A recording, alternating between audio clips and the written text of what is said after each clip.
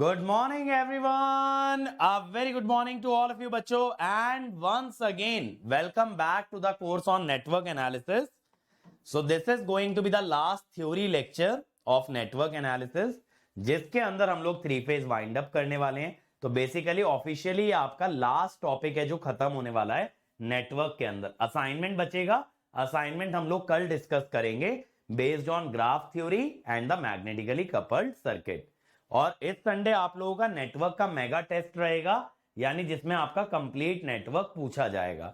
I don't care आपने कौन सा टॉपिक अटेंड किया, कौन सा स्किप किया है, मैं आपसे पूरे नेटवर्क का टेस्ट लेने वाला हूं. ठीक है, इस संडे को टेस्ट होगा. चलिए तो शुरू करें. फिर कुछ क्वेश्चन हमारे बच गए थे, वो डिस्कस करते हैं. जरा एक क्वेश्चन देखिए.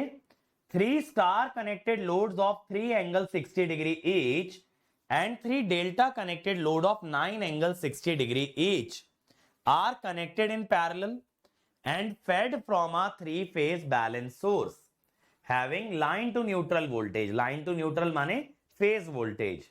The line current drawn from the supply is, करिए.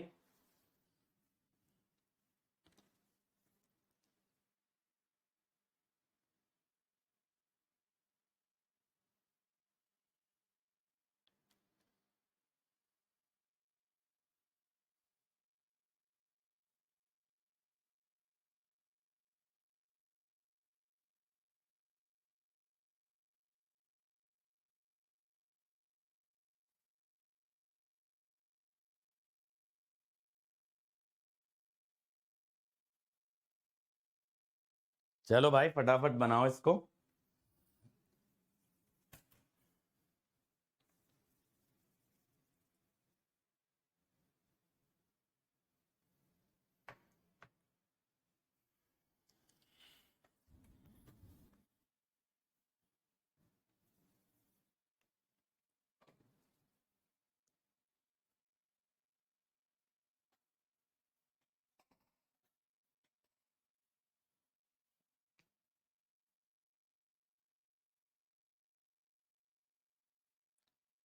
ओजस कह रहे हैं 46.18. बाकी लोग बताइए भाई.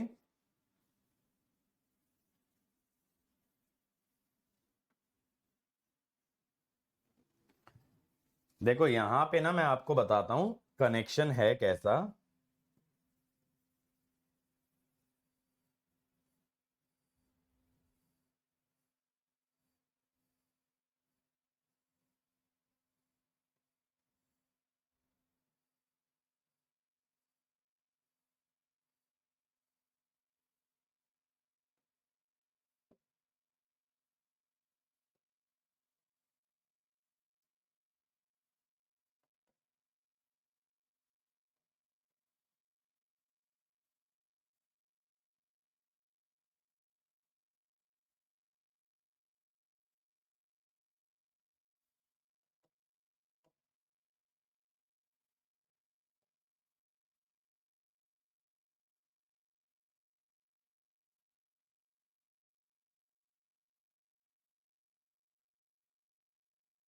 ये देखो इस तरह के दो लोड्स हैं बेटा. अब ये जो दोनों लोड्स हैं ये आपके सेम टर्मिनल से कनेक्टेड हैं. पैरेलल का मतलब है ये तीनों जो है ना सेम लाइन से कनेक्टेड है.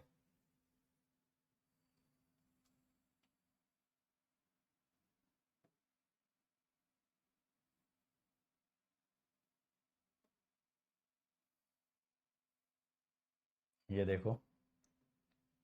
ठीक है.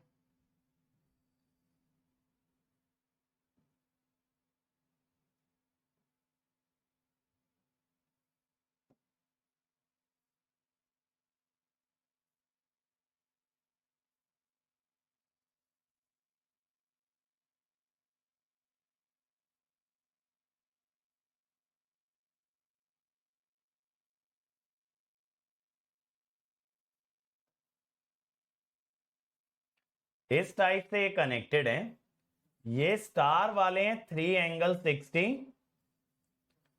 और ये जो आपको डेल्टा दिया है ना दिस इज 9 एंगल 60. कनेक्शन समझ में आ रहा है कैसे कर रखा है.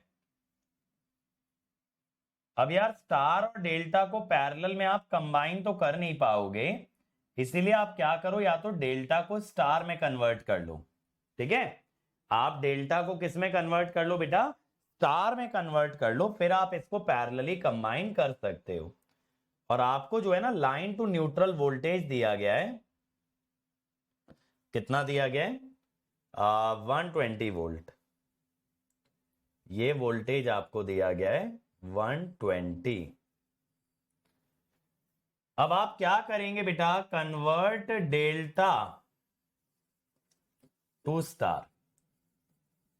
अब आपको ये पता होना चाहिए कि भाई जब आप स्टार में जाते हो तो जो इंपिडेंस होती है that is delta impedance by 3, यानी 3 ∠60। तो आपका इफेक्टिव इंपिडेंस कितना हो गया, 3 ∠60 in parallel to 3 ∠60 which is 1.5 ∠60। ये हो गया। अब आपका जो है ना फेज करंट आपको हमेशा निकालना है बेटा। किस पे फोकस करना है, फेज करंट पे। 120 अपॉन 1.5 दैट इज 80 एम्पियर। अब क्योंकि स्टार कनेक्शन हो चुका है तो line equal two phase 80 ampere. भाई आप लोग 46.18 कहां से निकाल रहे हो, आंसर तो 80 आ रहा है, बताओ एक बार। 80 एम्पियर बन रहा है भाई। हमेशा ध्यान रखें आपको करंट कौन सा डिराइव करना होता है बेटा, फेज करंट, ठीक है। चलो अगले सवाल पे चलते हैं। फेज सीक्वेंस, फेज सीक्वेंस बताइए बेटा इसका, थ्री फेज सिस्टम का। चलिए फेज सीक्वेंस बताइए।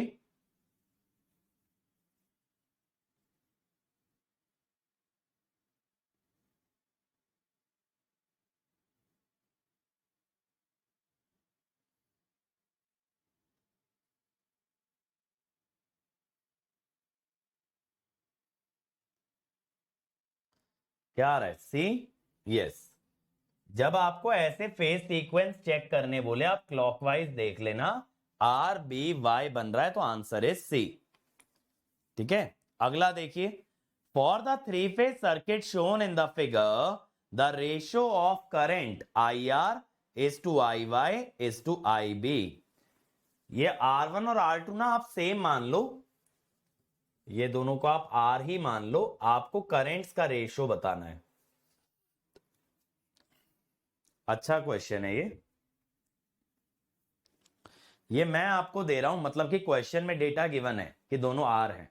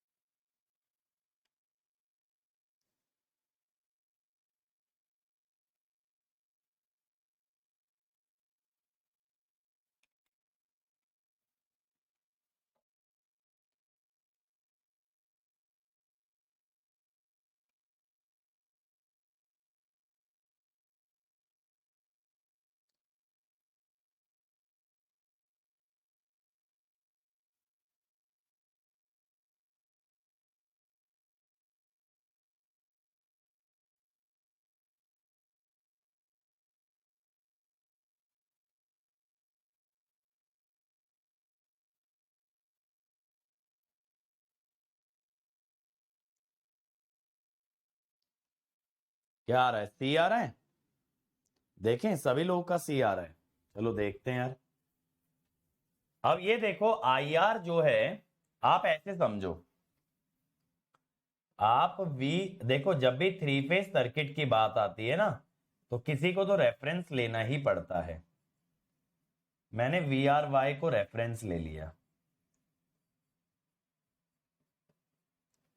आर वाई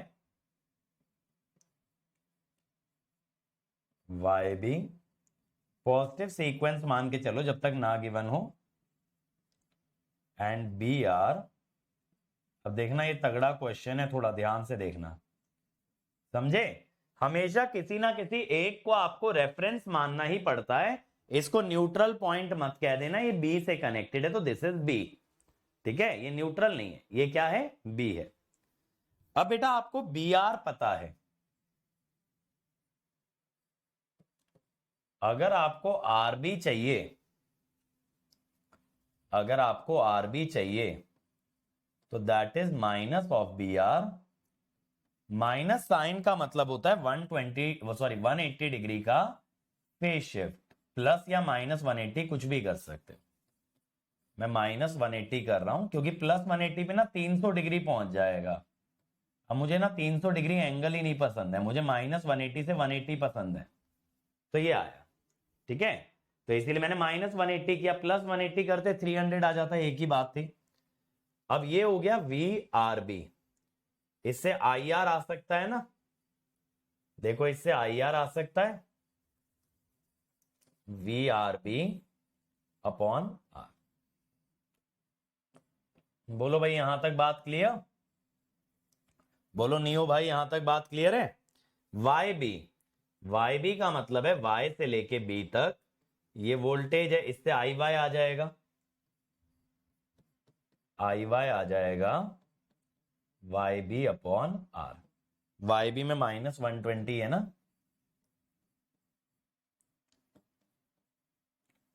अब केसीएल के अनुसार, केसीएल के अनुसार I R plus I Y plus I B this must be 0, जिस कारण से आई बी क्या होगा? Minus of I R plus I Y. अब आप ये देखिए बेटा कि ये दोनों इक्वल फेजर हैं और कितने डिग्री पे हैं? 60 डिग्री पे। आज याद है जब मैंने फेज और लाइन वोल्टेज डिराइव की थी, जब भी दो फेजर आपस में 60 डिग्री पे होते हैं तो उनका रिजल्टेंट √3 टाइम्स आता है, वरना पैरेललोग्राम लॉ लगा लेना, √3 टाइम्स आता है और दोनों इक्वल हैं, इसीलिए बीचों बीच से गुजरेगा। फिर से सुनो, जब दो फेजर के बीच में 60 डिग्री का गैप होता है तो उनका रिजल्टेंट √3 टाइम्स आता है, और रिजल्टेंट बीचों बीच से गुजरता है तो -60 और -120 का मिड पॉइंट होता है -90। कैसे? -60 प्लस -120/2, दोनों का average, mid point is the average. Minus sign लिखा रहने दो, -90। अब माइनस साइन के लिए आप क्या करोगे? 180 का शिफ्ट करोगे, माइनस साइन को एकोमोडेट करने के लिए 180 का शिफ्ट करोगे। अब 180 माइनस 90 कितना हो गया? +90। कितना हो गया? +90। आपको तो मैग्नीट्यूड का रेशो लेना है। अब बेटा यहां पे रेशो क्या आ गया? ए। आई आर और आई वाई देखिए 1:1 के रेशो में इक्वल है, ये उनसे √3 टाइम्स है, तो answer is a. Answer is a. Manish, Animesh और वेद व्यास और नेहा, ये चारों लोग का सही है। क्लियर हुआ क्वेश्चन? बहुत अच्छा क्वेश्चन है थ्री फेज को समझने के लिए, थ्री फेज को प्रैक्टिस करने के लिए। और अब ये जीवन भर याद रखना, जब दो फेजर इक्वल होते हैं 60 डिग्री पे होते हैं तो रिजल्टेंट बिकम्स √3 टाइम्स।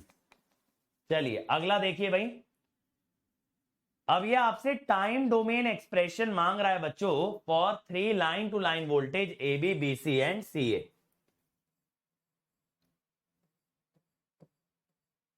ठीक है, ए एन बी एन और सी एन है, ये करो जरा।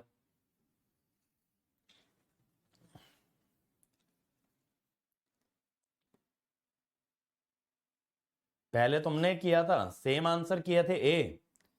तो यार मेरी चैट में जो है ना लास्ट के 8-10 मैसेजेस डिस्प्ले हो रहे होते हैं, तो मेरे को नहीं दिखा होगा तुम्हारा। अगर किया है तो बहुत अच्छी बात है यार, प्राउड ऑफ यू। चलो,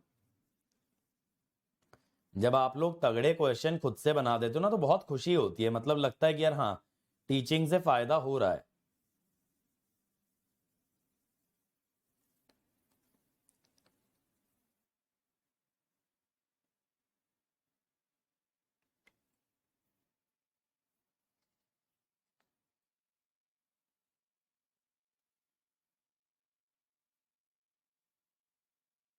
इसमें हंसने वाली क्या बात है मुनेंद्र भाई?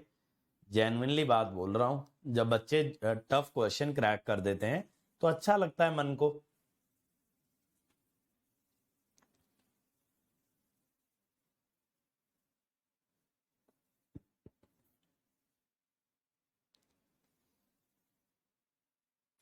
बोलो भाई, नहीं आया?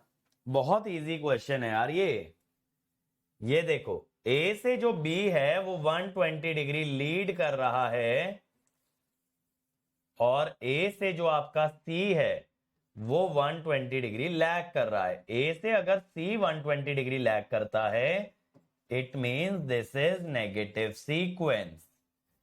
अगर नेगेटिव सीक्वेंस है तो V A B is 7620√3। Line voltage ना फिर लैग करती है 30 डिग्री। नेगेटिव सीक्वेंस में लाइन वोल्टेज लीड करने के बजाय लैग करती है 30 डिग्री।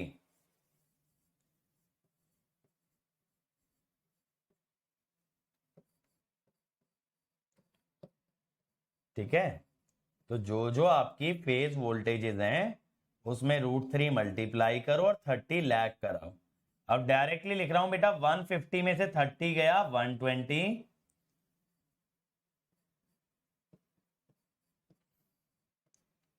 और -90 में से 30 सब्ट्रैक्ट करोगे तो -120। ठीक है, तो पहले सीक्वेंस जज करो फिर फेज से लाइन करो।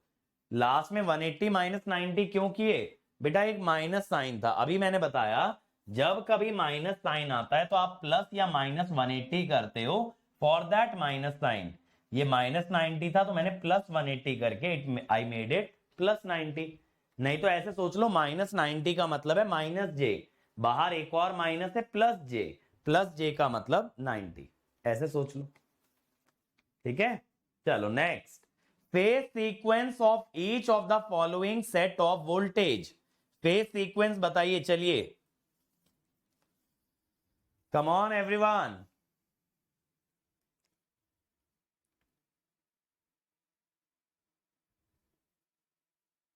ठीक है भाई मोंडल साहब।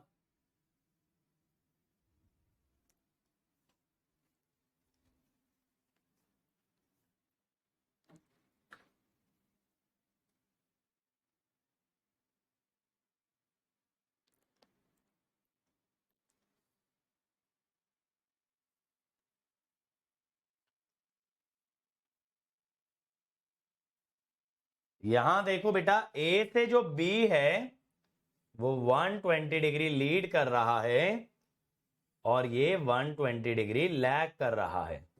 जब ए से सी 120 लैग करे तो this is A C B negative sequence.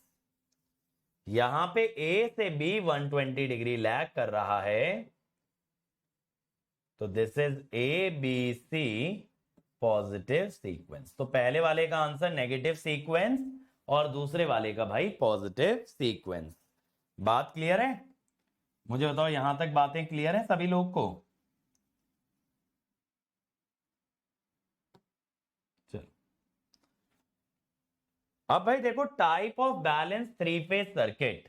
जैसा मैंने आपको बताया, सोर्स और लोड के कनेक्शन के अनुसार चार पॉसिबिलिटीज आपके पास बनती हैं। ठीक है, based on source and load connection, source and load connection,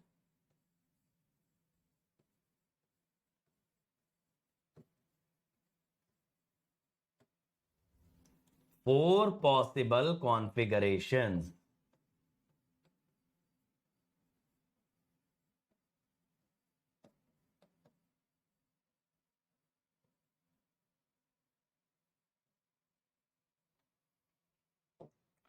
पहला होता है आपका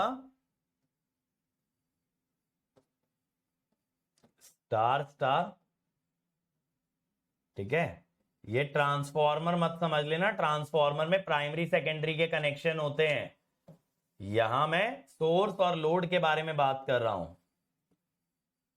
ठीक है, अभी मेरे को पता है ना, तुरंत एक सवाल आएगा, अरे सर यहां से 3 फेज ट्रांसफॉर्मर बन जाएगा क्या? पहुंचू प्रसाद, वहां 2 वाइंडिंग होती हैं, एक प्राइमरी एक सेकेंडरी, उनके कनेक्शन होते हैं। यहां पे एक सोर्स है, एक लोड है, ठीक है। बट इससे पहले मैं आगे बढ़ूं, मैं आपको ना कुछ एक इंपॉर्टेंट चीजें बता देता हूं जो आपको क्वेश्चन सॉल्विंग में मदद करेंगी।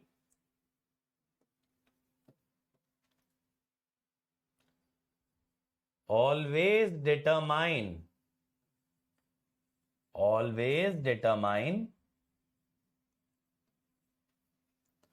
पहले हमेशा क्या निकालना है क्वेश्चन के अंदर? Always determine phase current first. सबसे पहले आपको ना फेज करंट निकालने पे फोकस करना है, ठीक है। Secondly, V equal to I Z, only applicable per phase. ये ना ओम्स लॉ जो है, ये सिर्फ फेज में लगता है बेटा। जितना भी केवीएल वाला इक्वेशन भी होते हैं ना, सब फेज में होते हैं। जब मशीन पढ़ाऊंगा तब यही बताऊंगा कि केवीएल लगा रहे हो तो पर फेज लगेगा, ओम्स लॉ लगा रहे हो तो पर फेज लगेगा।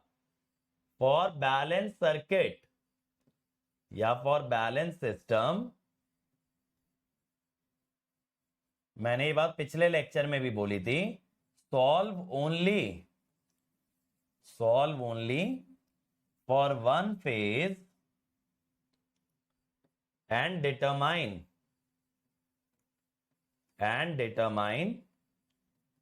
other two phases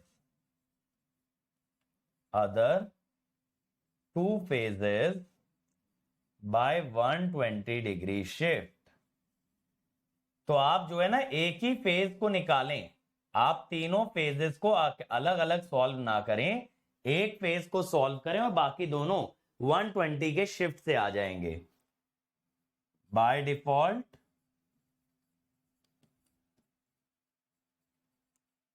given values in 3 phase are line to line RMS। अब वो अलग बात है, देखो साइन कॉस के बाहर अगर लिखा है वो तो मैक्सिमम ही होता है, लेकिन अगर सिर्फ 220 वोल्ट लिख दूं तो आप उसे क्या समझोगे? लाइन वोल्टेज समझोगे और आरएमएस समझोगे, ठीक है। तो आरएमएस तो मैंने आपको बताया ही था, आपको जब एसी के अंदर सिंपल वोल्टेज लिख के दे रखा हो वो आरएमएस होती है, और 3 फेज में वो लाइन टू लाइन होती है। फिर देखो सम ऑफ बैलेंस्ड करंट और वोल्टेज, अगर 3 करंट आपके बैलेंस्ड है ना, या 3 वोल्टेज आपकी बैलेंस्ड हैं, तो उनका सम हमेशा 0 आता है, ठीक है। क्यों आता है sir?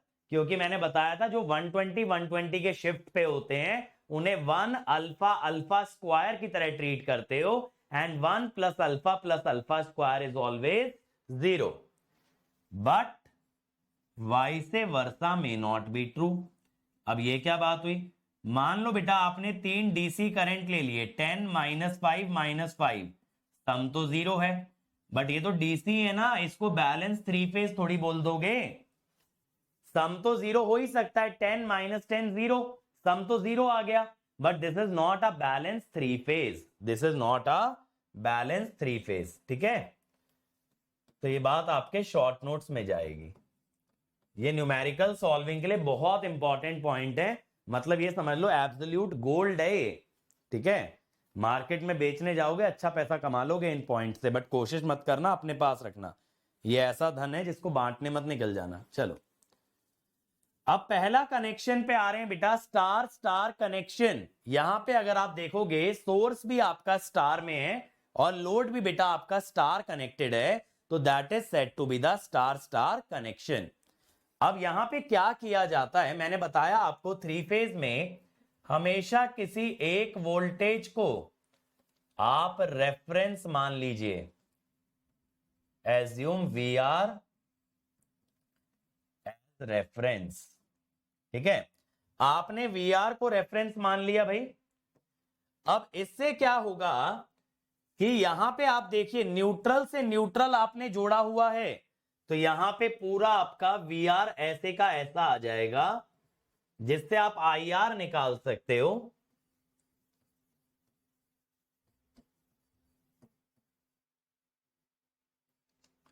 We R by Z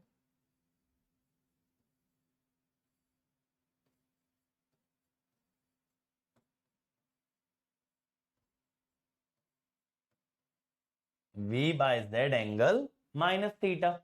अब मैंने आपको क्या सिखाया भाई, कि कभी भी तीनों फेजेस को सॉल्व ना करें, एक आ गया है तो बाकी के दोनों फेज 120 के शिफ्ट से निकाल लें। ये देखो यहां -120 हो गया और बी वाले में +120 हो जाएगा। ठीक है, अब यहां पे न्यूट्रल वायर भी दिखाइए ना। आप अगर यहां पे देखोगे न्यूट्रल वायर का जो करंट होता है that is minus the sum of 3 currents. ऐसा क्यों सर? केसीएल। सिंपल, न्यूट्रल वाले नोड पे आप केसीएल लगाइए। अब बैलेंस सिस्टम जब होता है, मैंने आपको क्या बताया, जब कभी आपका सिस्टम बेटा बैलेंस्ड होगा तब आपके तीनों करेंट्स का सम आपका 0 आएगा, तब आपके तीनों करंट का सम 0 आएगा। तो यहां पे न्यूट्रल करंट भी आपका 0 ही आएगा, न्यूट्रल करंट भी आपका 0 ही आएगा। ठीक है, ये बात क्लियर हो गई भाई।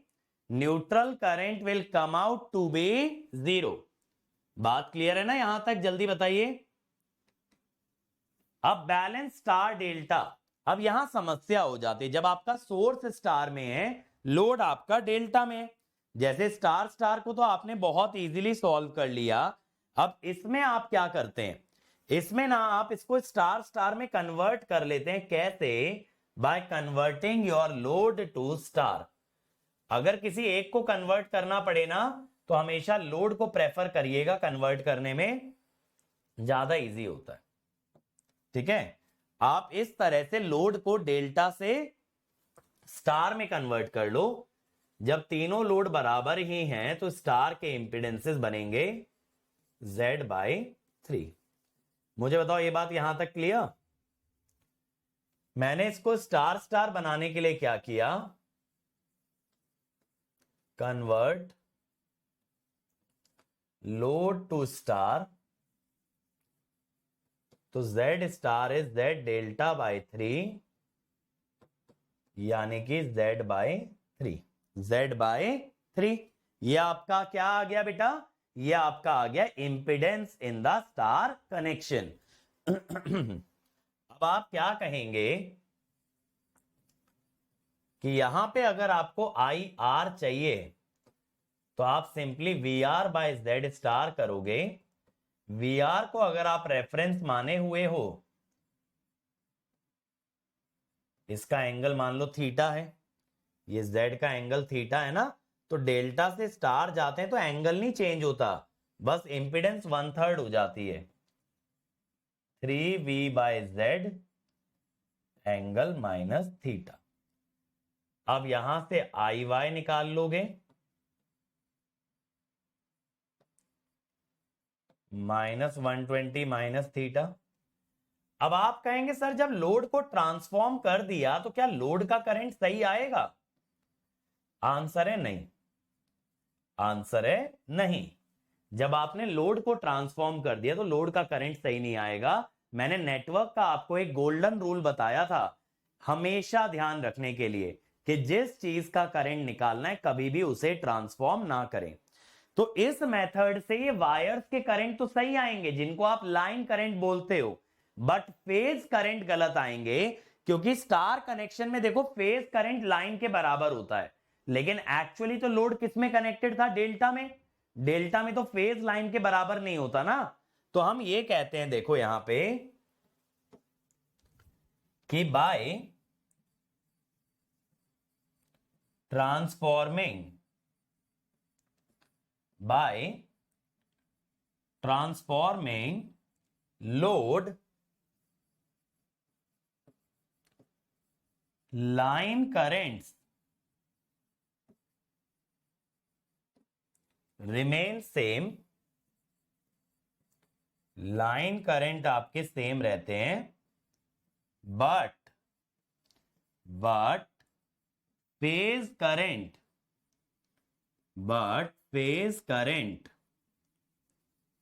must be determined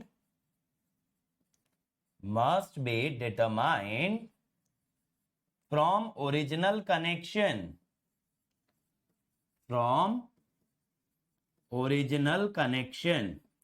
phase current जब आपको निकालना है ना बेटा, तो आप ओरिजिनल कनेक्शन का यूज कीजिए, ठीक है।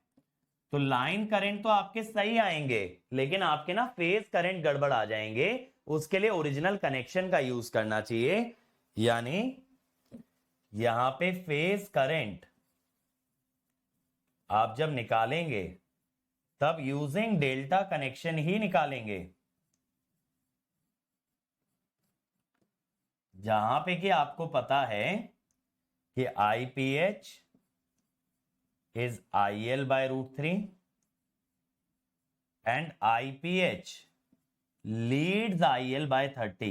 मैंने पिछले लेक्चर में ये पढ़ाया था बेटा कि डेल्टा कनेक्शन में लाइन करंट फेज से 30 पीछे चलता है, तो आप ये कह सकते हो डेल्टा में फेज लाइन से 30 डिग्री आगे चलता है।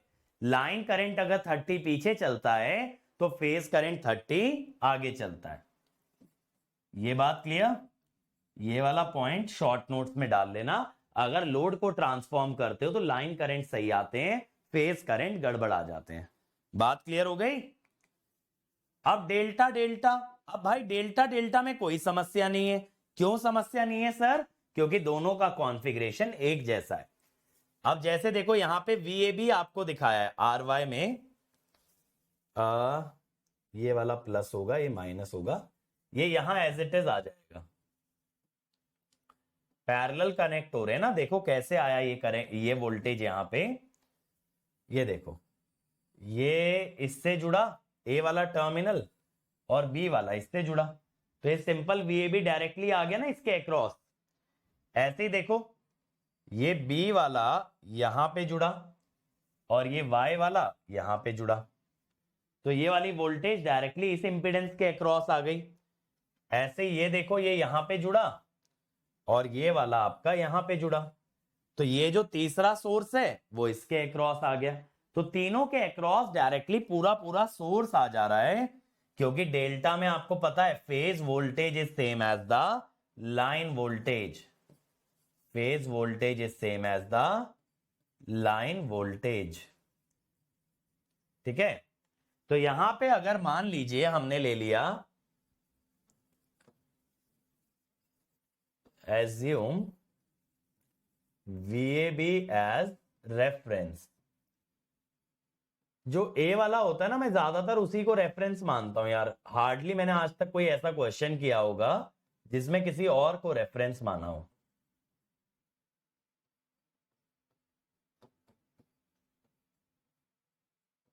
ठीक भाई, अब यहां पे देखो आप IAB निकाल लो, IAB, या फिर छोड़ो इसको आप IRY बोल दो।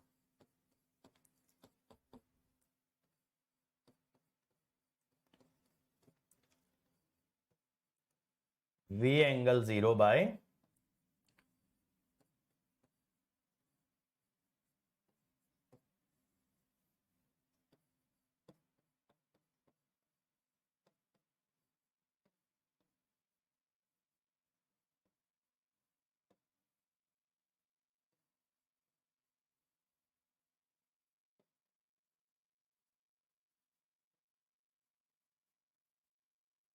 ये आ गया।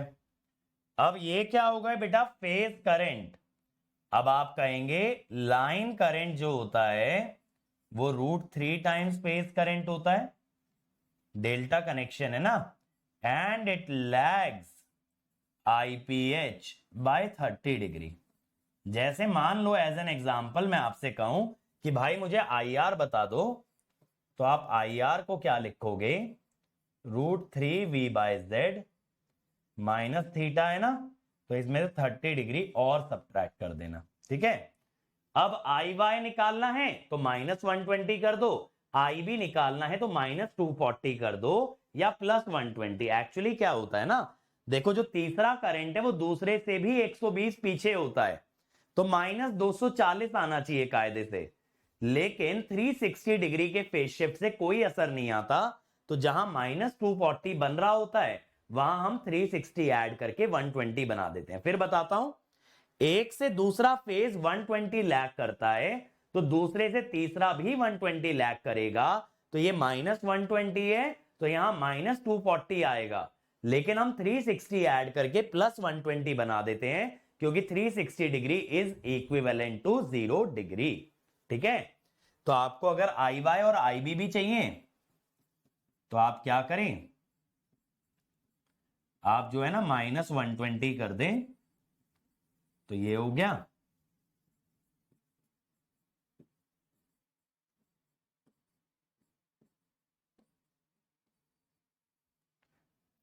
और यहां पे +120 कर दें तो +90। ठीक है, या तो आप y से b में -120 कर दो या फिर r से b में +120 कर दो, एक ही बात है। अब लास्ट है बेटा डेल्टा स्टार। डेल्टा स्टार में क्या किया जाए, आप लोड को सोर्स के कॉन्फ़िगरेशन में कन्वर्ट कर लें भाई, लोड को आप सोर्स के कॉन्फ़िगरेशन में कन्वर्ट कर लें, लोड को आप बना लें डेल्टा। क्या बना ले बंधु, डेल्टा। तो स्टार में अगर Z है तो डेल्टा में क्या होगा, अगर ये Z एंगल थीटा थे, तो डेल्टा में क्या आएंगे, डेल्टा में they will become 3Z angle theta. 3Z angle theta, याद रहे एंगल नहीं बदलता है, 3Z एंगल थीटा। अब हम लोग क्या कहेंगे भाई, कि यहां पे जो वोल्टेज आ रही है that is same as V R, ये वाला जो सोर्स है। ठीक है, डेल्टा डेल्टा में तो एक एक वोल्टेज पैरेलल आ जाती है ना लोड के। Assume V R as reference, तो वी आर को आपने बोला V एंगल 0, वी वाई को आपने बोला V एंगल -120, वी बी को आप बोलोगे या तो -240 बोल दो या +120 बोल दो, एक ही बात है। अब इससे आपका IRY कितना आ जाएगा, V/3Z एंगल थीटा, यानी V/3Z एंगल -थीटा। न्यूमरेटर का एंगल 0 डिग्री है ना, अब बाकी दो एंगल आप 120 के शिफ्ट से निकाल लो, इसमें -120 कर दो और B के लिए +120 कर देना तीसरे वाले के लिए। लेकिन मैंने क्या बताया, जब लोड को ट्रांसफॉर्म करते हैं तो आपका फेज करंट गलत आता है, तो यहां से आपको कायदे से क्या निकालना चाहिए बेटा, यहां से आपको लाइन करंट निकालने चाहिए, क्योंकि फेज करंट तो गलत आएगा। अब आप डेल्टा बना चुके हो तो लाइन करंट क्या आएगा, IR √3V/3Z एंगल -30 करना पड़ेगा ना, लाइन करंट फेज से 30 लैग करता है, किसके अंदर, डेल्टा के अंदर। आप लोड तो डेल्टा बना चुके हो ना, मैंने आपको क्या बताया, ट्रांसफॉर्म करने के बाद आपका फोकस होना चाहिए लाइन करंट निकालने पे। फेज करंट गलत आता है या फेज करंट को आप नहीं मान सकते हो, because you have transform the load.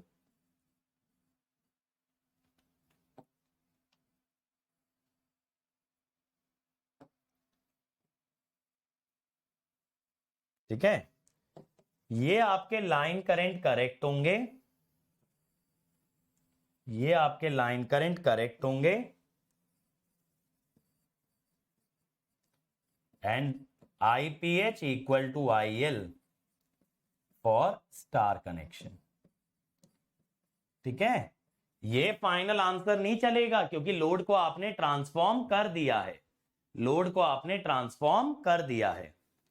Gas करो विजय, क्या रहेगा जब नेटवर्क में 2-2 घंटा कर रहे थे तो मशीन में कितना रहना चाहिए? गैस करो एक बार।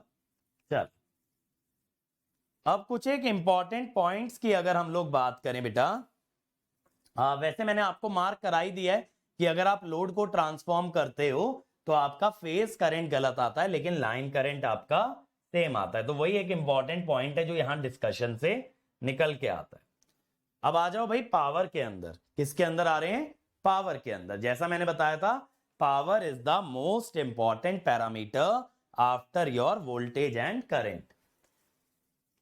पावर की जब हम बात कर रहे हैं तो हम एक बैलेंस सोर्स एंड लोड के बारे में बात कर रहे हैं अभी, ठीक है, जहां सोर्स भी आपका बैलेंस्ड है और जहां लोड भी आपका बैलेंस्ड है।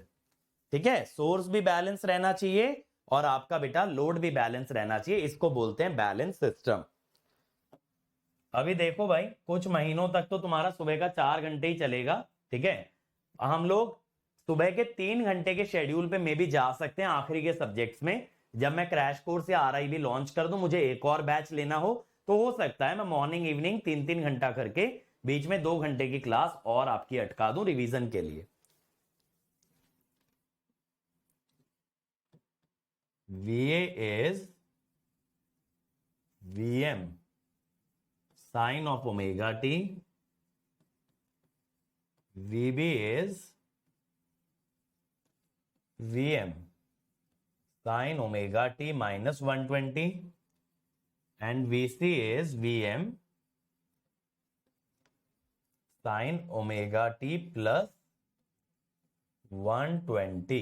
ठीक है, VA जो है VM sin omega t, VB जो है VM sin omega t minus 120, VC जो है VM sin omega t plus 120। ये मैंने 3 वोल्टेजेस ले ली, ठीक है। अब मैं कह रहा हूं कि consider lagging power factor load, और विजय भाई बोल रहे हैं कि सर 2.5 घंटा, उसमें मेरी टांग टूट जाएगी। बट फिर भी हो सकता है कि सेकंड क्लास कभी कभी स्ट्रेच करनी पड़े। मेरा एम ये रहेगा कि आपको सारी चीजें अच्छे से समझ आए। अगर मुझे और टाइम भी देना पड़े सब्जेक्ट में तो I am fine with it, ठीक है। इसीलिए मैंने जो है ना 20 घंटे का बफर रखा है। अभी कोर्स बनाया मशीन का 144 आवर्स का, लेकिन 164 आवर्स तक जा सकता है। अब इससे तो मुझे लगता नहीं यार स्ट्रेच होना चाहिए 144 से 164। अब यार आप लोग ये जानते हो 3 फेज में तीनों फेज का इंपीडेंस सेम होता है, तो तीनों फेज सेम एंगल से लैग करेंगे। तीनों अगर सेम एंगल से लैग करते हैं तो आप आईए को बोलेंगे, आपका लोड बैलेंस्ड है ना, तो आपके करंट्स के बीच के अंदर भी एंगल 120 के ही आने चाहिए। बैलेंस लोड का मतलब क्या होता है? जो बैलेंस करंट को ड्रॉ करे, है ना, बैलेंस करंट सिस्टम से खींचे। तो अगर बैलेंस करंट आप खींच रहे हो तो तीनों करंट का मैग्नीट्यूड भी सेम आएगा, and at the same time तीनों करंट के बीच का फेज शिफ्ट जो होगा दैट विल बी 120। जो फेज शिफ्ट होगा बेटा दैट विल बी 120। ठीक है, ये 3 करंट आ गए। अब 3 फेज के अंदर इंस्टेंटेनियस पावर कैसे निकालते हैं? हम ये कहते हैं भाई तीनों फेजेस की इंस्टेंटेनियस पावर को आप ऐड कर लीजिए। हम क्या कहते हैं? इंस्टेंटेनियस पावर के लिए तीनों फेजेस के इंस्टेंटेनियस पावर को आप ऐड कर लीजिए, ठीक है।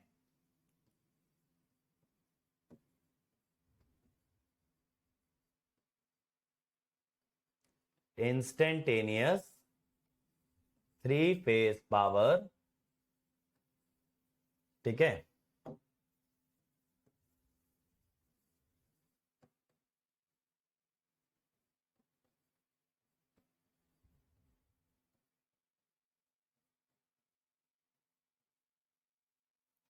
VA plus VB plus VC। आप तीनों फेजेस की इंस्टेंटेनियस पावर को ऐड कीजिए। अब आप बेटा मल्टीप्लाई कीजिए VMIM साइन ओमेगा टी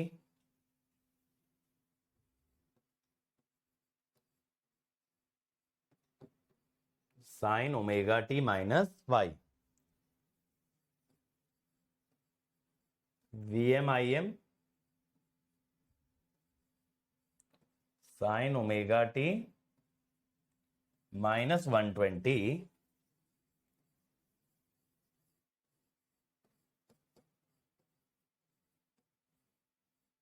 ठीक है, प्लस वीएम आई एम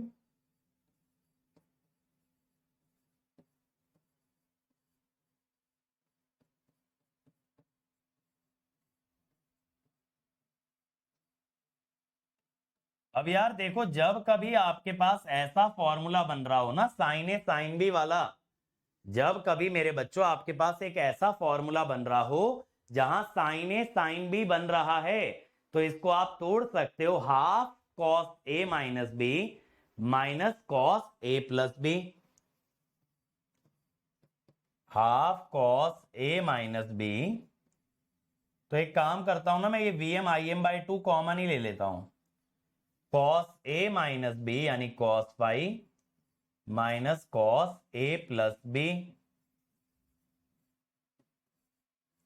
ठीक है, plus cos A minus B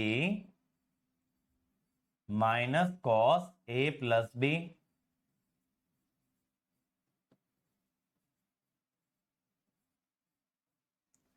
फिर plus cos A minus B minus cos A plus B.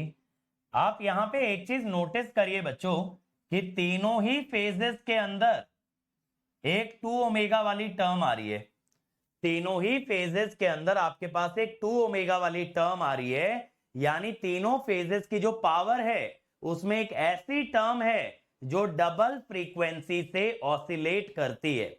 अगर आप देखोगे तीनों ही फेजेस के अंदर एक ना एक टर्म ऐसी है which oscillates at twice the frequency, at twice the frequency। तो आप क्या कीजिए बच्चों, आप cos फाई वाले तो तीनों ऐड कर लो भाई, ये कांस्टेंट टर्म तो तीनों की ऐड हो गई।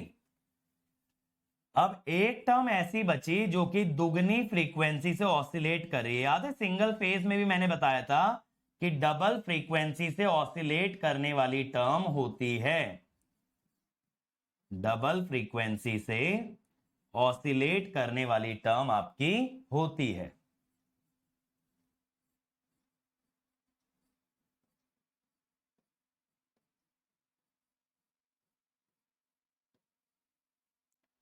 ये हुआ।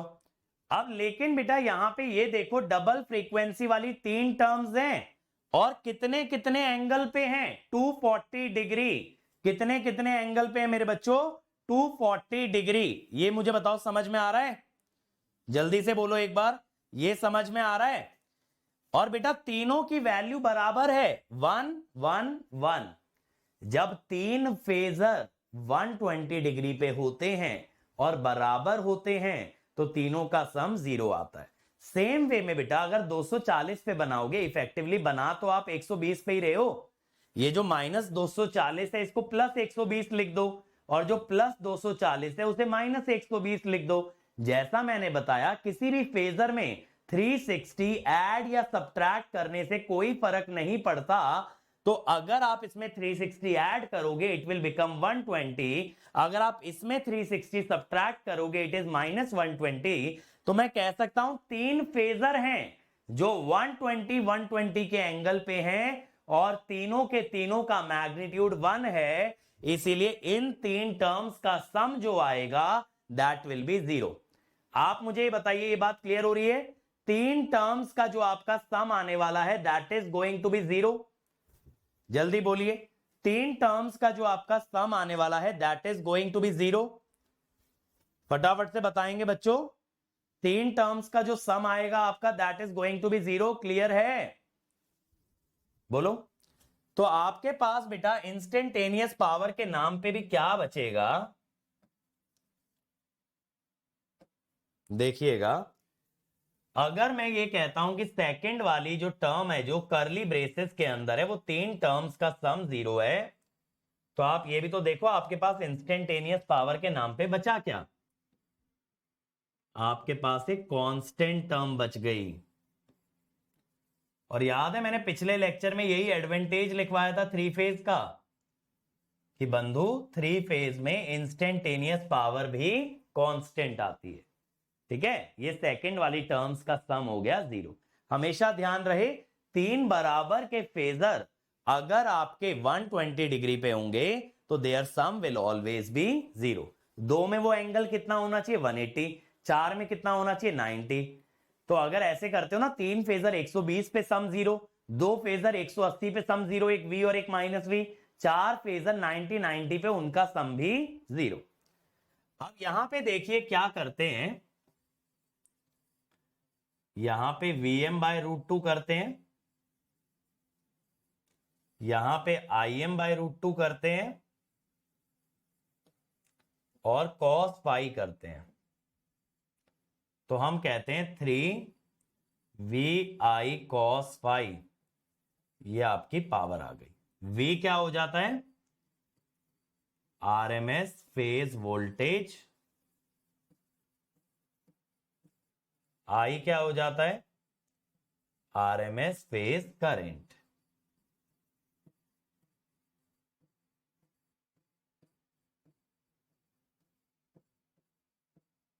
ठीक है, और क्योंकि बेटा इंस्टेंटेनियस पावर आपकी कांस्टेंट आ रही है, तो जो आपकी एवरेज पावर भी होगी वो आपकी इंस्टेंटेनियस पावर के बराबर ही आएगी, क्योंकि कांस्टेंट क्वांटिटीज का आप एवरेज ले लो, आरएमएस ले लो, पीक ले लो, सब बराबर होता है। जो वैल्यूज कांस्टेंट होती है ना, उनका एवरेज निकालने की जरूरत नहीं पड़ती, उनका एवरेज वो खुद होते हैं। इसलिए तो डीसी वैल्यू को एवरेज वैल्यू भी कहते हैं। क्यों भाई, ये तो सभी लोग जानते हैं ना, डीसी कंपोनेंट को आप एवरेज वैल्यू भी कहते हो। तो एवरेज और डीसी एक ही चीज होती है। तो अगर कोई चीज कांस्टेंट है तो that is same as its own average. बताओ भाई यहां तक सब लोग मेरे साथ। एवरेज पावर का नाम तो आप जानते हो, इसको दूसरा नाम क्या दिया जाता है, रियल पावर दिया जाता है या फिर एक्टिव पावर दिया जाता है। बोलो भाई यहां तक बातें क्लियर हैं? जल्दी से बता दो भाई, जल्दी से बता दो।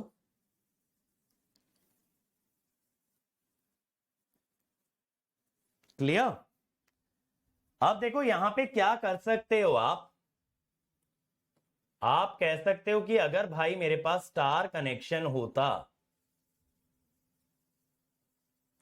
अगर भाई मेरे पास स्टार कनेक्शन होता तब क्या होता, तब ये देखिएगा कि जो आपका फेज वोल्टेज है वो लाइन वोल्टेज बाय √3 होता, और जो फेज करंट है that would be same as the line current.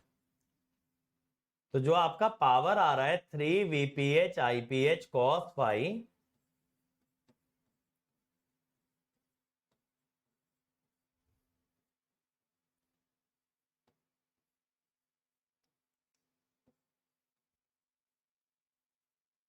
IPH तो IL ही है, ये हो जाता √3 VL/IL cos फाई। ठीक है, ऐसे ही मेरे बच्चों डेल्टा कनेक्शन की अगर बात करोगे,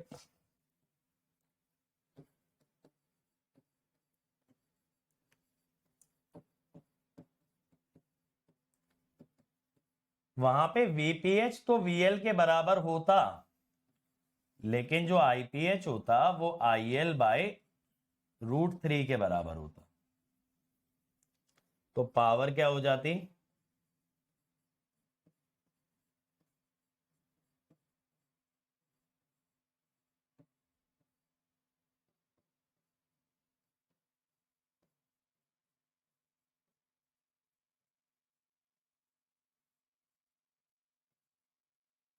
तो भी यहां पे आ जाता √3 VL/IL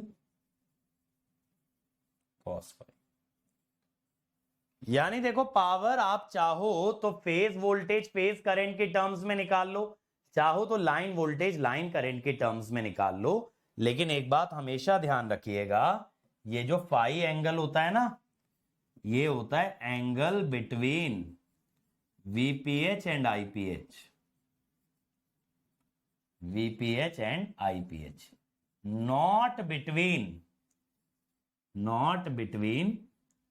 VL एंड IL। समझाता हूं कैसे।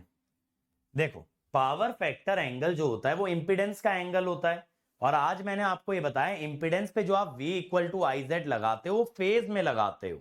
तो ये जो इंपिडेंस का एंगल है किसके बीच में बनेगा, ये फेज वोल्टेज और फेज करंट के बीच में बनेगा ना मेरे भाई।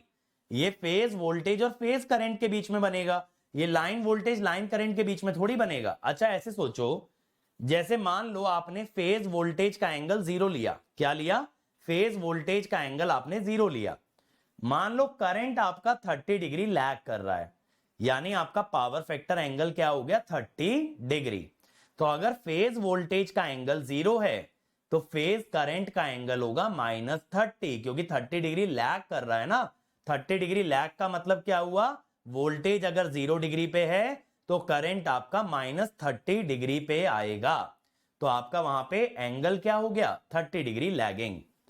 अब दूसरी बात समझो यहां पे, अब अगर ये स्टार कनेक्शन है मान लो, तो जब आप लाइन वोल्टेज निकालोगे तो वो कितना आएगा, फेज वोल्टेज से 30 डिग्री आगे।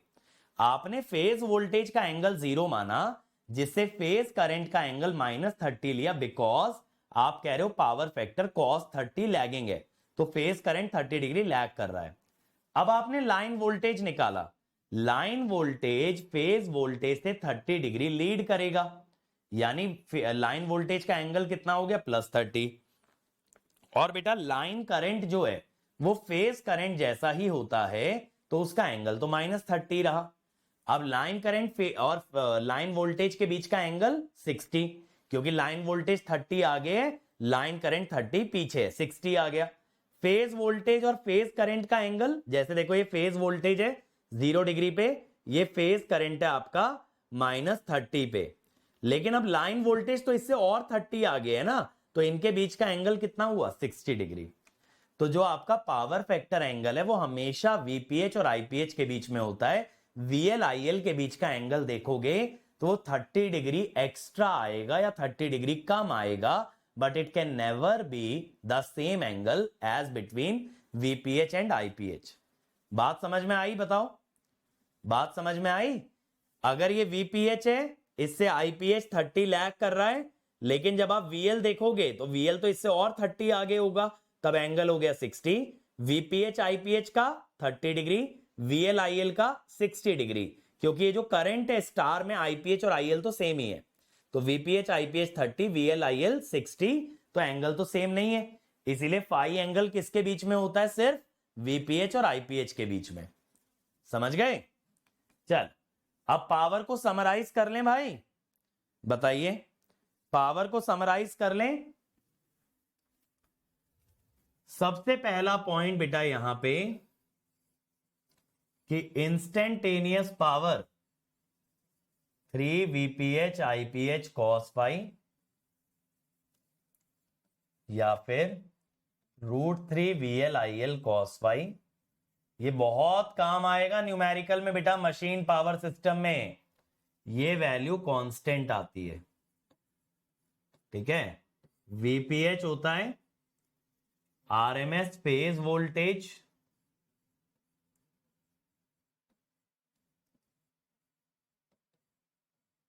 IPH होता है RMS फेज करंट,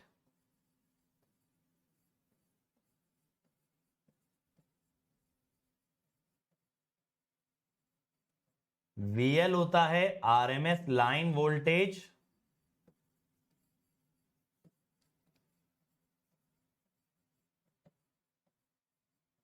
और IL होता है RMS लाइन करंट।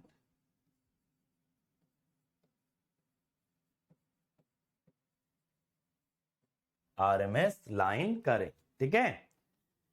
तो ये हो जाता है, और फाई जो होता है, फाई किसके बीच का एंगल होता है हमेशा, phi is angle between VPH and IPH।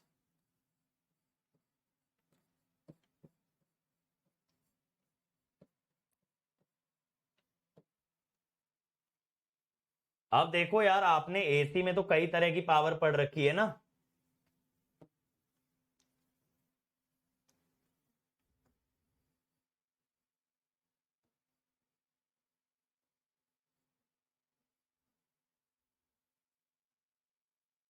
AC में एवरेज पावर जो है, यहां क्योंकि इंस्टेंटेनियस पावर कांस्टेंट है, तो इंस्टेंटेनियस पावर और एवरेज पावर तो सेम आएंगी भाई। ठीक है, इंस्टेंटेनियस और एवरेज तो सेम आएगी ना, मानते हो सभी लोग? सेकेंड, रिएक्टिव पावर की अगर बात करें, जब आपने एसी एनालिसिस पढ़ा था तब आपने देखा था भाई कि रिएक्टिव पावर जो होती है वहां कॉस फाई की जगह साइन फाई आता है। 3 VPH IPH साइन फाई। और दूसरी बात,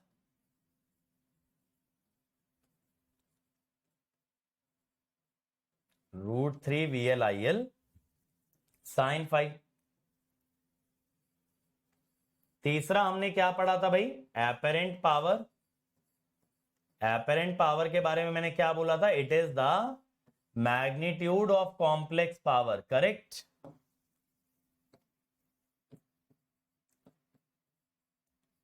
थ्री VPH IPH, और इसी को आप लिख सकते हो √3 VL इंटू IL। और लास्ट क्वांटिटी वॉज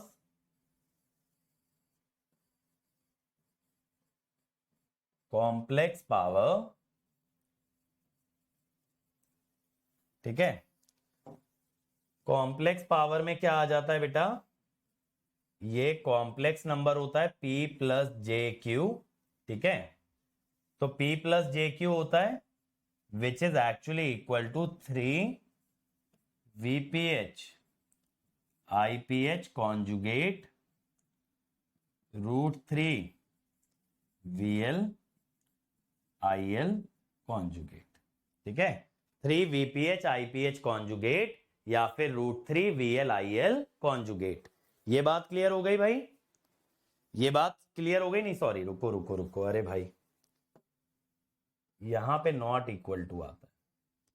ठीक है, कॉम्प्लेक्स पावर में √3 VL IL कॉन्जुगेट नहीं कर सकते क्योंकि मैग्नीट्यूड तो सेम आएगा, लेकिन VL IL का कॉन्जुगेट करने में एंगल इनकरेक्ट आएगा। क्या होगा?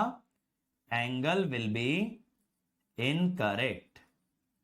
ठीक है, इसका एंगल आपका इनकरेक्ट आएगा। बात क्लियर हो रही है? जल्दी बताइए, ये बात सभी लोग को क्लियर हो रही है? फटाफट बोलो भाई, फटाफट बोलो।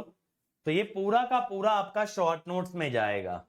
यहां से कभी भी देखो मशीन पावर सिस्टम में फंसते हो, कभी भी फॉर्मूला समझ नहीं आता है, बस ये एक स्लाइड अपने सामने रख लेना, कभी पावर को लेके कंफ्यूजन नहीं होगी। यहां पे इसकी यूनिट भी मैं लिख देता हूं, ये वॉट होती है, ये वोल्ट एम्पियर रिएक्टिव, और ये भाई वोल्ट एम्पियर। चलो अब फटाफट इसी बात पे सवाल बना के दिखा दो यार। In the following three phase circuit the phase and the line current IA IB IC are equal to. एक करंट निकाल लो यार, बाकी के दोनों करंट ऑटोमेटिकली आ जाएंगे। चलो, और स्टार कनेक्शन है तो फेज और लाइन तो सेम होगा। चलो भाई, चलो बंधु, कम ऑन।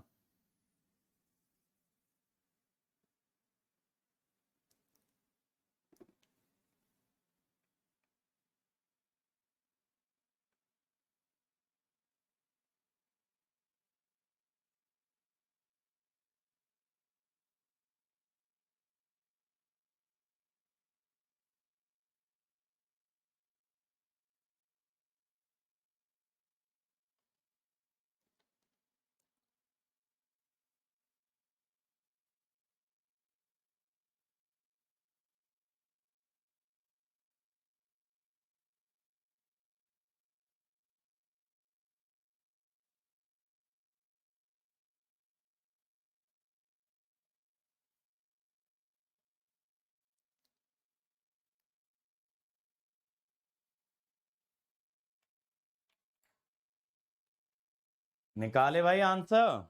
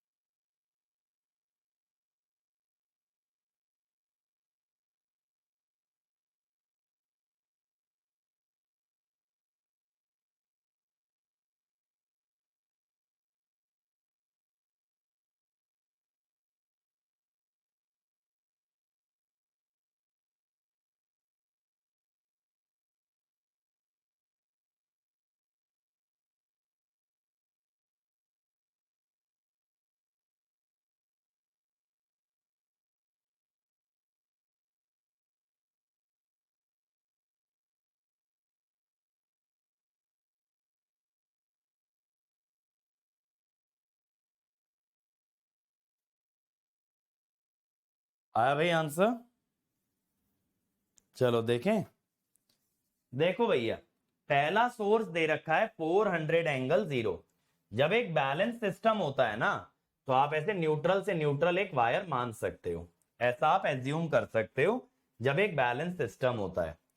तो जब आपको आई ए चाहिए तो आपने क्या किया, 400 एंगल 0 को उसके इंपिडेंस से डिवाइड किया, 4 minus J4 100 bye 1 minus J।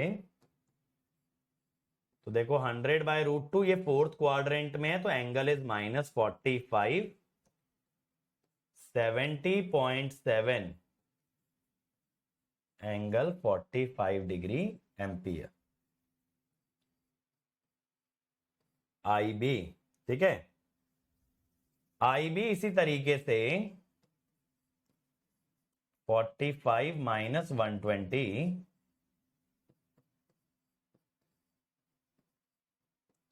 Minus 75 degree होगा। आई सी विल बी 70.7, 45 प्लस 120 आप कर लो तो इट विल बी 165।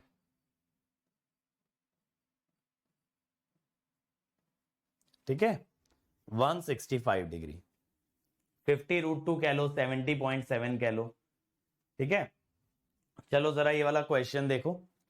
अब की बार सोर्स आपका डेल्टा दे रखा है, लोड बेटा आपको स्टार दे रखा है और पॉजिटिव सीक्वेंस बोला है। आपसे फिर से लाइन करंट ही मांग रहा है।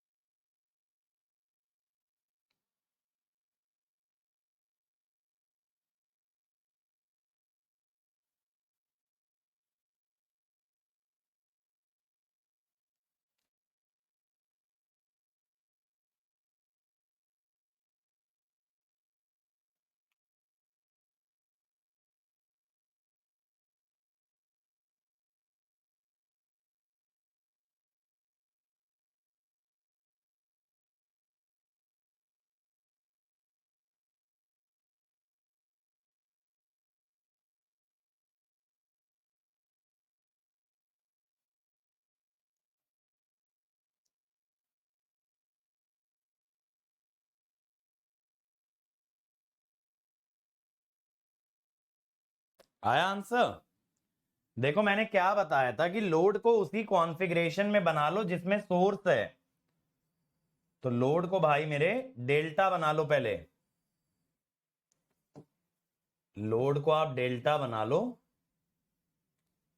तो यहां पे क्या होगा, Z delta is 3Z star is 240 plus J 150।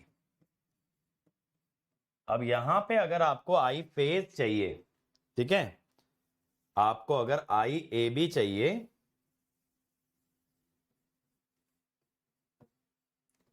That is V A B by Z delta, तो ये हो जाएगा 400 angle 0 bye 240 plus J 150।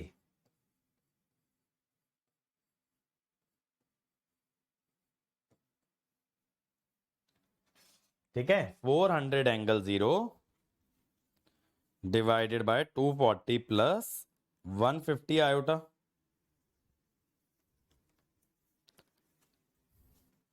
1.413 angle -32। ठीक है, सॉरी। अब ये तो फेज करंट आया ना, ये तो गलत आता ही है जब आप लोड को ट्रांसफॉर्म करते हो। तो लाइन करंट बनाओ, फेज करंट इंटू √3 और फेज करंट से 30 लैग करेगा।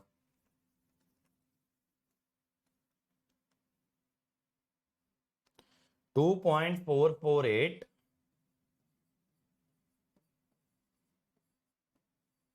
ठीक है, ये आया। अब आई बी के लिए आप 180 सब्ट्रैक्ट करो, सॉरी 120 सब्ट्रैक्ट करोगे,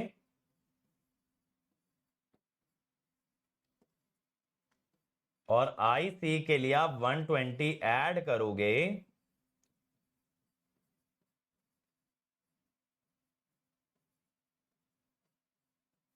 ठीक है, 120 आपने ऐड कर दिया। ये क्लियर हो गया?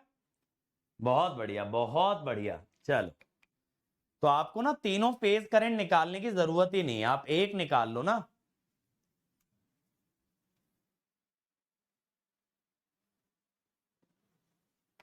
राजू भाई, अगर आप फेज करंट का आंसर लिख भी रहे हो तो वो गलत हो जाएगा ना, क्योंकि आप लोड ट्रांसफॉर्म कर चुके हो। तो those are not actually the phase current. Phase current और लाइन करंट सेम होगा, क्योंकि ओरिजिनली आपका लोड स्टार कनेक्टेड है।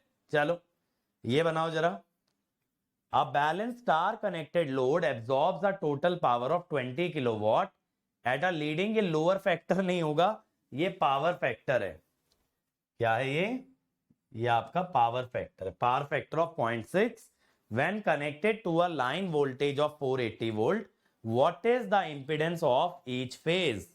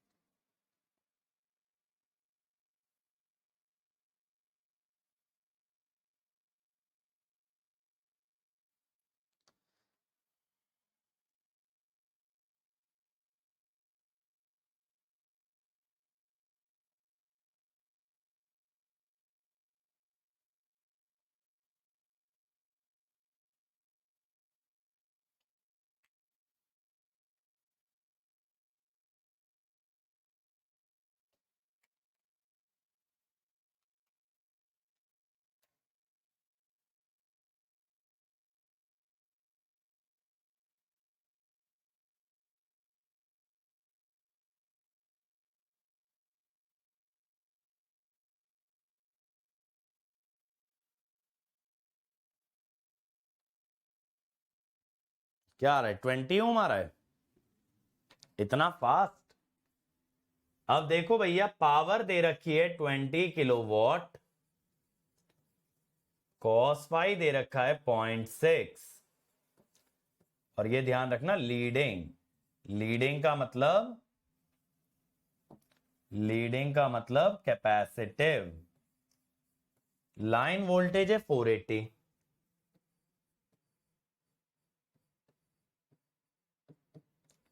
पावर के लिए ये तो लगा ही सकता हूं।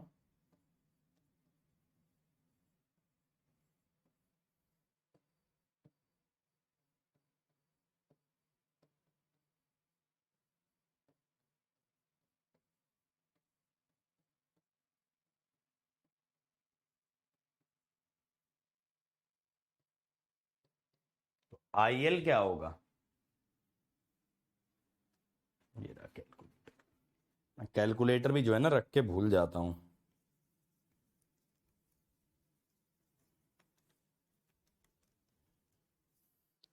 $40.09। अब देखो यार, स्टार कनेक्शन है तो आईपीएच और आईएल सेम होगा,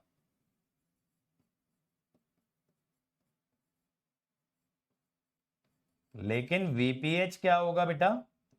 this will be VL by √3, 480 by √3। अब क्या होता है कि जब इम्पिडेंस की बात आती है, मैंने आपको क्या बताया, V equal to I Z जो है हमेशा पर फेज लगता है, तो यहां VPH और IPH का ही यूज करें। ठीक है, VPH और IPH का ही यूज करें भाई।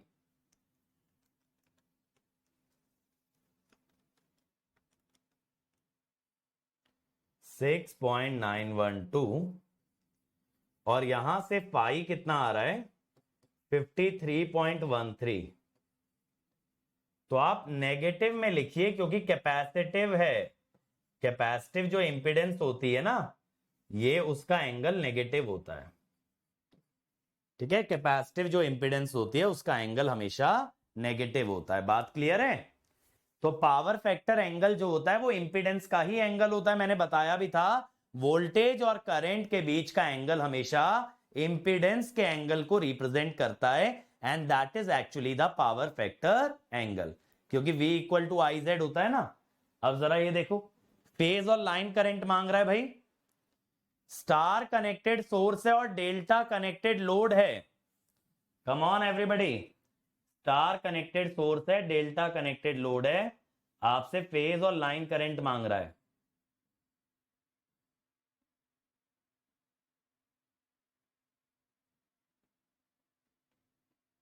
ये वाला क्वेश्चन तो रिपीट हो रहा है,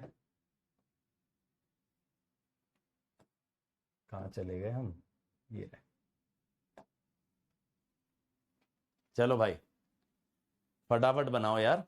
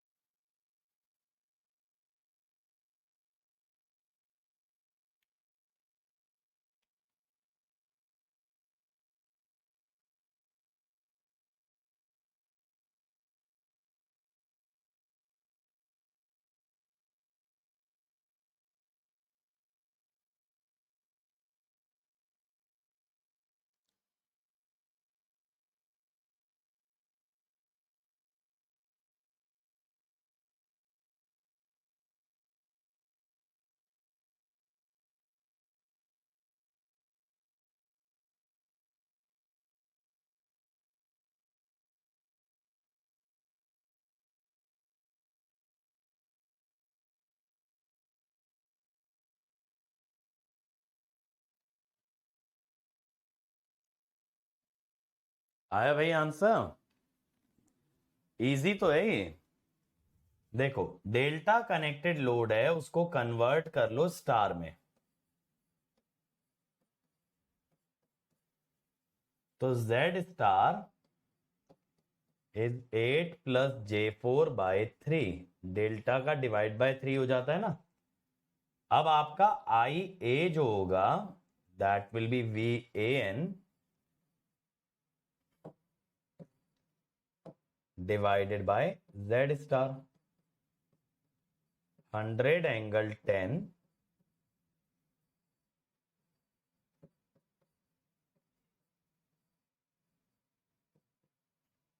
तो कितना आएगा ये,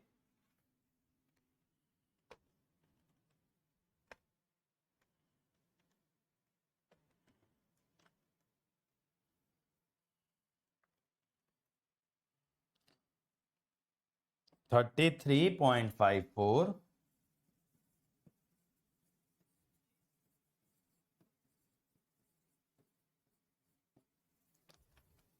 अब IB जो होगा,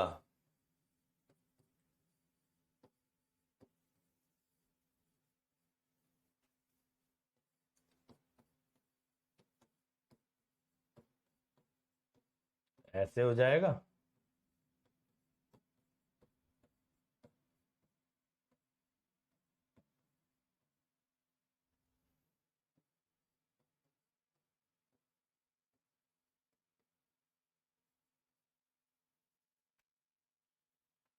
इसमें 120 ऐड करेंगे,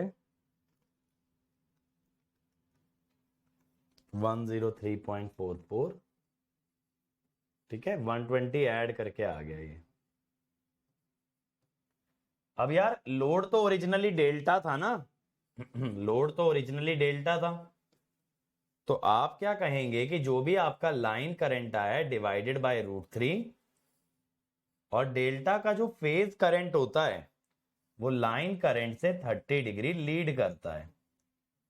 डेल्टा का जो फेज करंट होता है ना, that leads the line current by 30 degree. 19.36 angle 13.44 IBC 19.36। अब इसमें से 120 डिग्री घटा दो,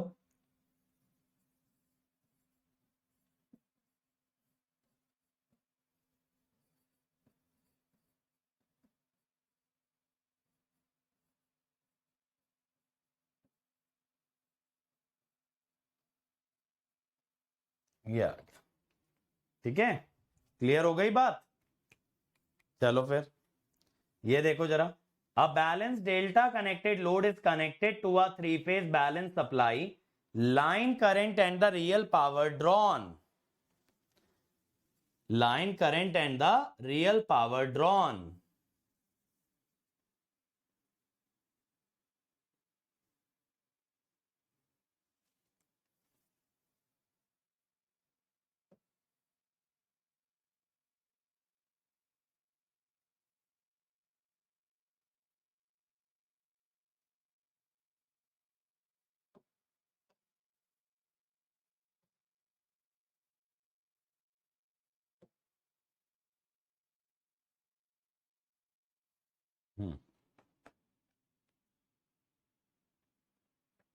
अनबैलेंस लोड के बारे में बात करूंगा, पहले बैलेंस वाले न्यूमेरिकल्स तो निपटाओ, फिर अनबैलेंस भी बताता हूं कैसे होता है। और पावर सिस्टम के अंदर जो है ना, अनबैलेंस के बारे में अलग से स्टडी की जाती है। एक टॉपिक होता है जिसे कहते हैं सिमेट्रिकल कंपोनेंट, वो अनबैलेंस के लिए ही पढ़ते हैं।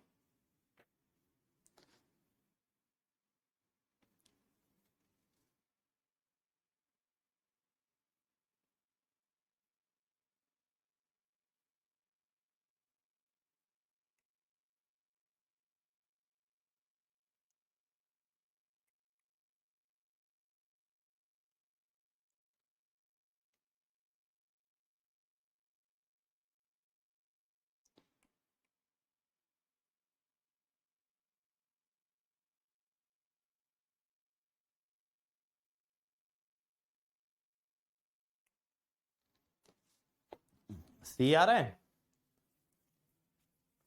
अब देखो यार, ये जो है ये क्या मानना पड़ेगा, बड़ी बाबा, मैंने क्या बोला था, थ्री फेज में बाय डिफॉल्ट जो वोल्टेजेस होती हैं they are line to line RMS. ठीक है, अब ये डेल्टा कनेक्टेड लोड है, इसीलिए phase voltage equal to line voltage that is 230। तो जब आप फेज करंट निकालेंगे, अब वैसे बताओ थ्री फेज इजी लग रहा है, मैंने क्या बताया, V बाय जेड जो करते हो ना बेटा, वो सिर्फ आप एक फेज क्वांटिटी पे करेंगे। V बाय जेड जो आप करते हैं that you will always do on a phase quantity.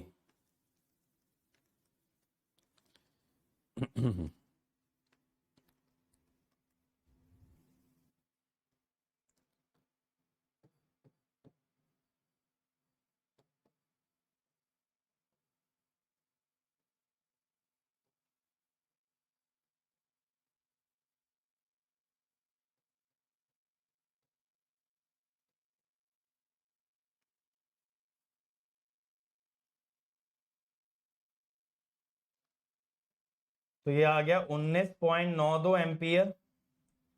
अब मेरे बच्चों अगर आपको पावर ही निकालना है यहां पे, 3 VPH IPH cos पाई निकाल लो ना,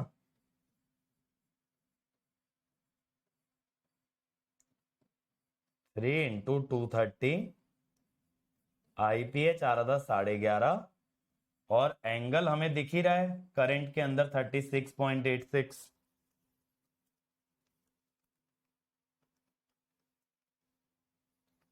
6.34 किलोवाट। आप चाहो तो √3 VLIL से भी कर सकते हो। सी आ गया। सी आ रहा है सभी का? क्या बात है, बहुत बढ़िया। अगला देखो जरा।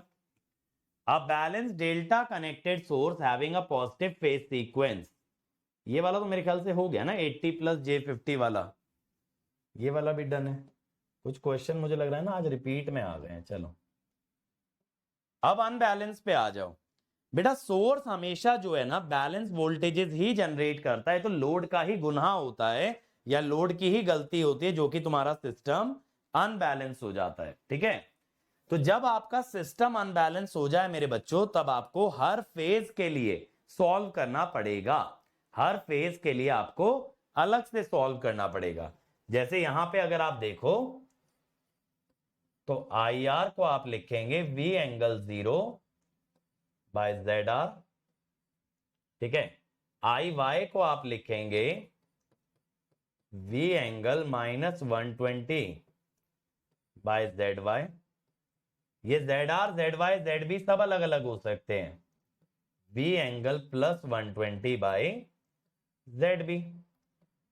अब जो आप न्यूट्रल का करंट निकालेंगे that will be -IR + IY + IB।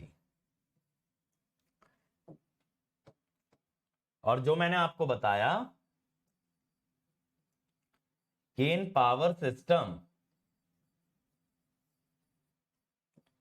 we deal with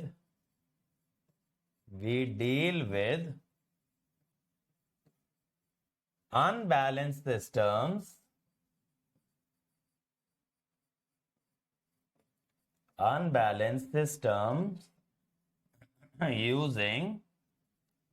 using symmetrical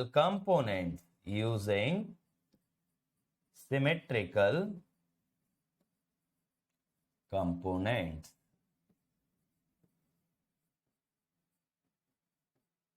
ठीक है, ये बात क्लियर हो गई। पावर सिस्टम के अंदर अनबैलेंस सिस्टम को डील किया जाता है with the help of symmetrical components. अब जैसे ही वाला क्वेश्चन देखो, the unbalance star connected load of ZA ZB ZC is supplied by a balance 3 voltage of 100 volt पर फेज। फेज सीक्वेंस भी दिया है भाई ACB, यानी B वाले का +120 होगा और C वाले का -120 होगा। The line current and the neutral current are. आपको ZA ZB ZC दे रखा है, कैसे करोगे बताओ। अगर आप IR निकालते हो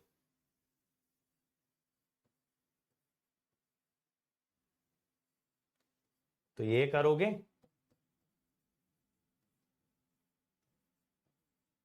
अगर मेरे बच्चों आप IY निकालते हो, अब ये नेगेटिव फेज सीक्वेंस है ना, तो Y वाला -120 की जगह +120 आएगा।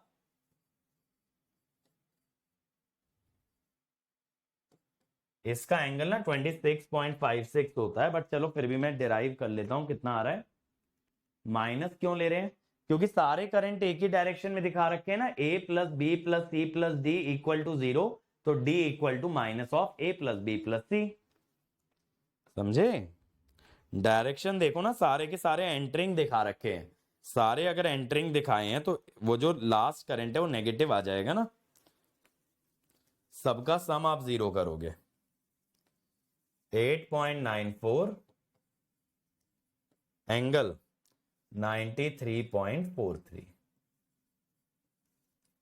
ठीक है, IB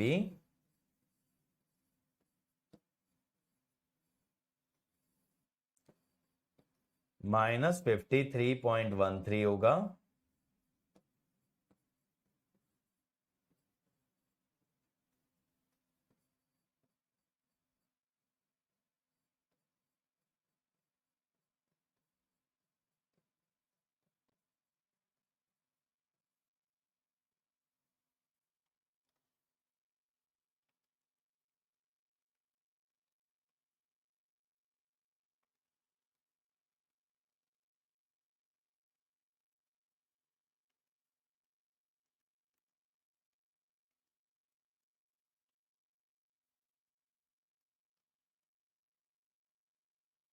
8.6 एंगल -63.83। ठीक है भाई, समझ में आया? माइनस लेने का पर्पस क्या है? सारे करंट एंटरिंग है तो चारों का सम 0 होता है, जिस कारण से I N is minus I R minus I Y minus I B. ठीक है, ये तो सही है।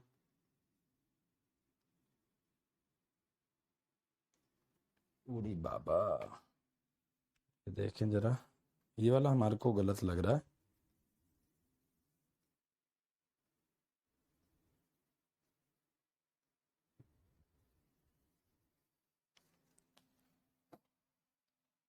फिफ्टी 3.13 ऐड होता ना यार इसमें, क्योंकि ये नेगेटिव में जाता। 53.13 अगर ऐड होता, -120 प्लस 53.13, तो कितना आता? 60 और 66.87,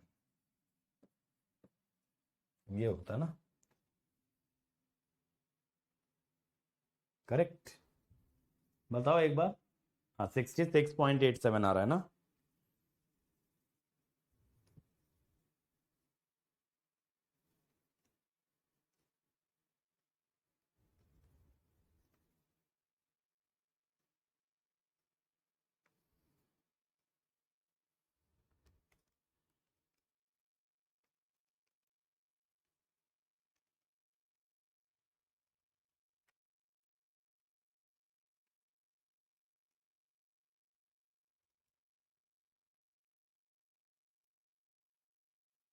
$10.06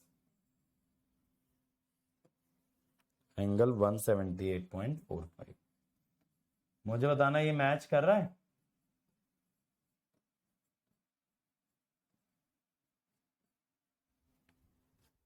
ये बताओ एक बार।